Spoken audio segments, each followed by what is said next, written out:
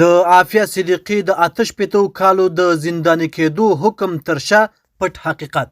آیا عافیه صدیقي رښتیا هم یو خطرناکه مجرمه ده که د نړیوالو سیاستونو قرباني؟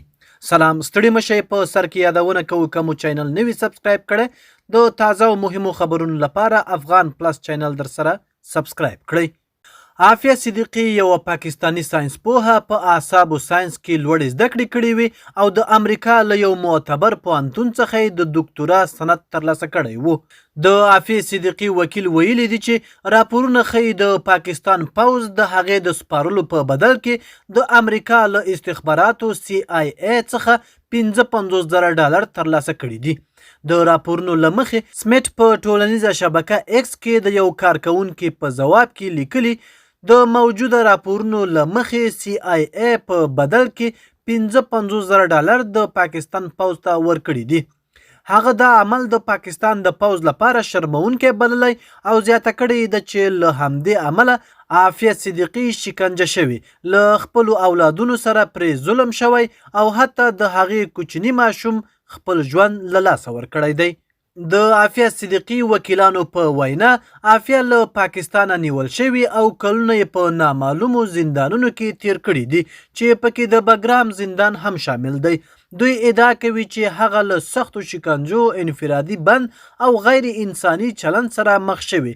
حتی ویل کېږي چې هغې شاوخوا 23 کاله په یوازیتوب کې تیر کړي دي چې دا د رواني فشار یو ډیر سخت ډول بلل کېږي. ویل کېږي چې د محکمې له پریکړې سره سم هغې هڅه کړې وه چې پر امریکایي سرتیرو برید وکړي او همدې تورونو پر بنسټ په 2010 کال کې د نیویارک یوې محکمې هغې ته د 88 کلونو بند سزا واوروله.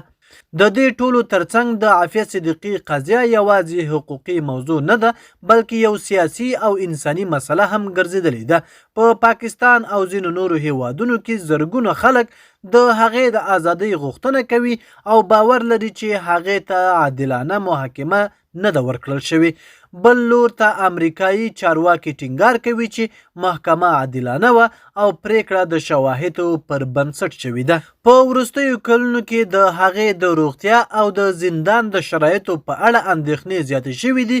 د هغې وکیلان وایي چې هغه ته د مناسب طبي خدماتو او لومړنیو بشري حقونو لاسرسی محدود دی، خو دا ادعاوې په رسمي ډول نه دي تایید شوي. د عافیه صدیقي دوسیه لا هم د تضادونو تر سیوري لاندې ده. یو لور هغه قرباني بولي، بل لور یې مجرمه ګڼي. خو یو حقیقت روښانه دی چې دا قضیه یوازې د یوې ښځې کیسه نه ده بلکې د نړیوال سیاست، عدالت او بشري حقونو یوه پیچلې معما ده. د نن ورځې خبر تر همدې ځایه و.